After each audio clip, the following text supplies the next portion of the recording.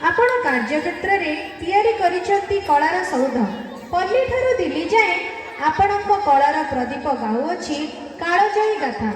देशबंधु सरकारी उच्च प्राथमिक विद्यालय आज कलार सर्वोच्च शिखर में पहुँची पारी केवल आपणक प्रचंड निष्ठा उद्यम अकल्पनीय भावना पाई। राज्यस्तरीय सुरभि पाई आपणक बलिदान अतुलनीय।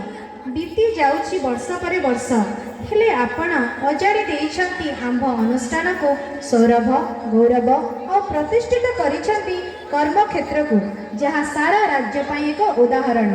आपणक कलात्मक चातुरी पाई मौलिक साक्षरता और संख्यागान निमंते एही विद्यालय लभिछि मुख्यमंत्री शिक्षा पुरस्कार 2023। वृत्तिगत ऐकांतिक कर्म प्रवाह को आधार करी आज आम्भे आपण को भेटी देउछु देशबंधु सम्मान 2026। कर्म चंचल रंग तोलीर कथा कुहा छवि प्रतिछवि मानकर सरल कहानी परी आपणकर जीवन रंगमय हो। यह ही महाप्रभु जगन्नाथଙ୍କ चरणरे निरवच्छिन्न प्रार्थना।